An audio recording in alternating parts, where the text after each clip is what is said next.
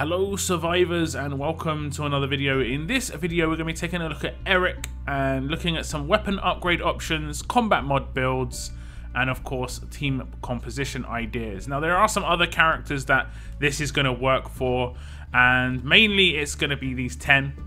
There are going to be other characters as well that it could work for instance Holly, but she's going to need things like crit, so she's going to need more of a specific build.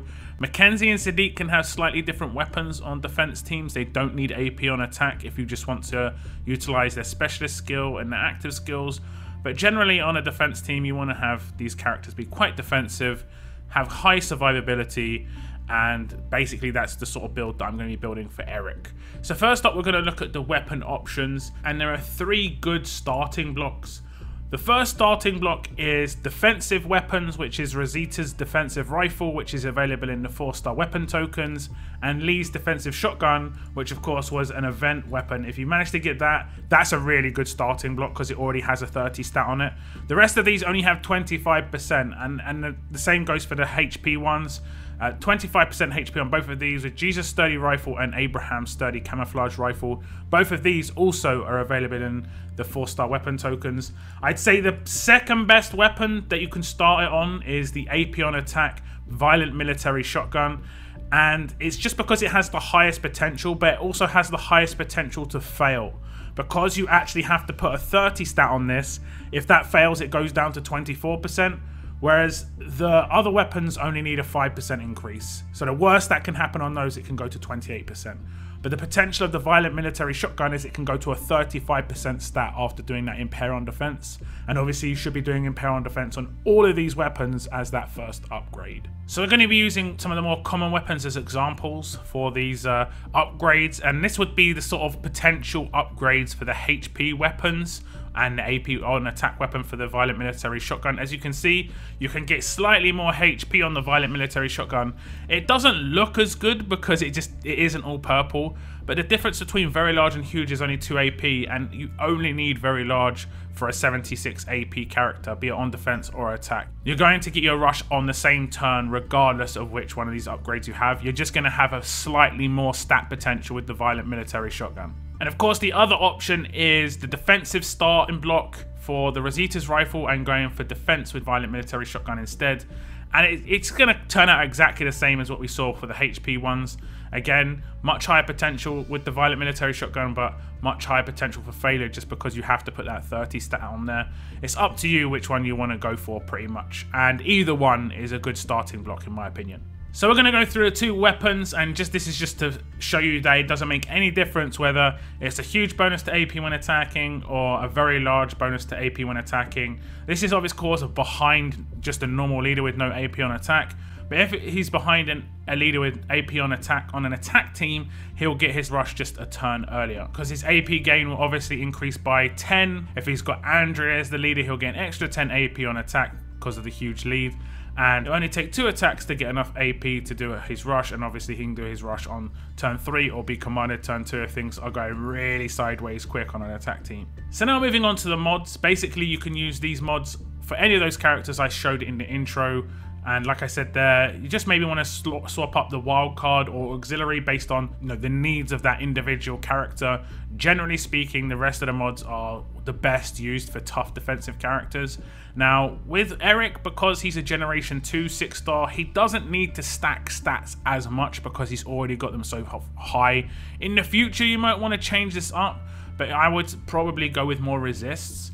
So again, like I said before as well, set bonus doesn't matter too much, HP or defense. You just want to make sure that you counter whatever set you're going with the opposite type of defensive stat as a mod. So if you're going for defense set, get a HP mod. If you're going for HP set, go for a defensive mod, just to again raise both those stats by 550 to 650 hopefully, and you'll just increase his defense overall. It's good to try and have a balance between his defense and his health so that he doesn't really have any weaknesses, and that way his heals will be stronger and he's going to take a lot less damage because of defense. So overall I would say defense set is a good way to go. put a HP mod on there and that will increase both those defensive stats. Now, of course, you want to go with defense against fast, regardless of if you think you're going to be facing other characters more often, just because if he does face any fast characters, especially some of the heavy hitting damage dealers, he's going to get annihilated otherwise. And if you can get 35-45% defense against fast on this guy, it's going to be really, really helpful. Lastly, on the sort of 100% how you should sort of mod every sort of tough character, I would say stun resist is very good, especially if with Eric as the leader on a defense team, because one of the best teams you can attack an Eric team with is strong characters. That's because they won't take any trait damage, but all their attacks have potentially got stuns. Obviously, attack teams with strong characters, you're going to have lots of stuns to deal with. So having stun resist is very important. He still could likely get stunned, even with a high percentage, just because you're dealing with so many stun on attacks. And now the auxiliary slot, there are options. I think a lot of people would probably want to go with Greys, but the thing I don't like about Greys is it's not guaranteed. I kind of like guarantees if I can get them. And defense while stunned on a Generation 2 6-star who's already massively defensive, he'll take no damage at all if he's stunned, basically. He will have to be defense down. He will be massively tanky while he's out of the game being stunned, and it'll be really hard to deal with that. You'll get to the point where you'll have teams attacking hoping that they don't stun him if they're attacking with green characters, and they'll probably have to mix up their attack team just to basically take him out. Now, the last wildcard slot is just that. You can pretty much put here whatever you want. Confuser resist, whatever resist you want. Maybe you want to go for defense against another trait. Maybe you want to double down on an auxiliary if you want to put Greys in here, or maybe even defense on defense within the stat mods. But I would probably put impair defense on here, because you have got the potential to come against blues as well, because obviously blues will take no trait damage against an Eric defense team, and blues can have impair on defense. So you've just got to be aware of the potential of the teams that will obviously attack defense characters, and that's the sort of resists you want to be building on those characters. So this is potentially what I'd go for in terms of a good starting block for Eric. You can just mix it up and test it out to see if there's slightly better options. Further on down the line, you might want to double down with the stats once Generation 2 6-stars are much more common in terms of just like they're everywhere, because then Eric's going to have a little bit decreased stats because of that, but it's totally up to you. So we're going to look at some potential team builds we can do with Eric, and I'd say if you're going to have him on a defense team, he is generally good to use as a defensive leader, just because he has one of the best lead skills in terms of 40 stat for tough and for strong, and they obviously protect each other when it comes to, if fast characters attack this team, the strong characters are going to do damage to those fast characters.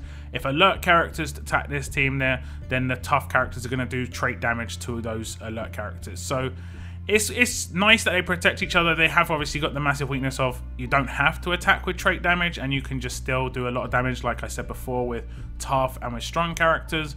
But it's very defensive team, and there are some good shield options that if you got lucky within free-to-play on those anniversary worlds and stuff, you could potentially just have like a Koa, which fits nicely behind Eric. So within pure free-to-play, you're going to have very limited options. Obviously, you're still going to have a little bit of RNG luck to get a couple of these characters. I would say, obviously, there's no free-to-play shield that can go behind Eric, so you have to take a command when you've got no shield on a defense team, pretty much, especially if you've got no AP on attack leader, which there isn't within free-to-play for defense leads just yet.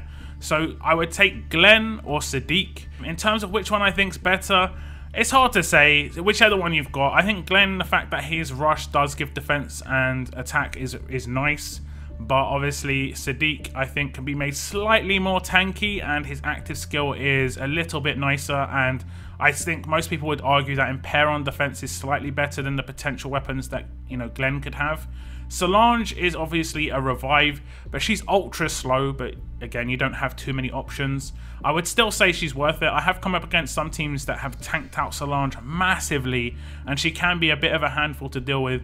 And I've even seen them not even use like AP down or stun on attack, and just use AP on attack and then a stat weapon like defense and HP on top of that, just to make her even more tanky. She'll be an open window, but it's not too much of a problem if I'm honest, because she'll stack up AP in that situation. So it's, again, however you want to gear her out is up to you, but she's a good option as well. Now the 4th slot here, I'm going to basically put a damage dealer in here. Again, you're kind of limited. Tara was available in leagues last season, so if you picked her up, she can work behind Eric quite well. She will have to be made quite defensive, however. I have used her a bit myself, but if she's not defensive, she's going to get absolutely destroyed. She basically gains attack from her specialist skill, so you can just put defense on her weapon, make her quite defensive on her mods, and she'll just roll on and get those 20% attack buffs every turn, which is pretty useful. Or you could put someone like Shiva in here as well, and that'll be okay too. Now the last slot, I just basically thought maybe Cal could be pretty good. Maybe in the future Douglas, in terms of just having a Guardian 2 that is free to play. It's a bit annoying. You're going to be kind of susceptible to just being destroyed with this sort of team, unfortunately, just because you're an open window. That you just got to make sure that all these characters are really tanky. Defense mods, HP mods, stun resist, everything like that, and you've got a good chance maybe to get some defense in. Without a shield, it's obviously going to be a bit more difficult. So for this second team, I'm going to do a team that, if you've got a little bit of luck in some of the anniversary wheels, you could potentially have some of these characters. And again, I'd use Eric lead. I just basically stick with him as a leader. Koa is obviously one of the more sort of openly available ones in terms of the anniversary wheels and stuff like that as a shield, and he can go behind Eric really well. Mackenzie has been in some of these wheels as well. I managed to get her from a 10 pull on a promo wheel, but I also got another one from one of these wheels. Dante has been floating around in a lot of these wheels, so I see a lot of people running around with Dante as a revive.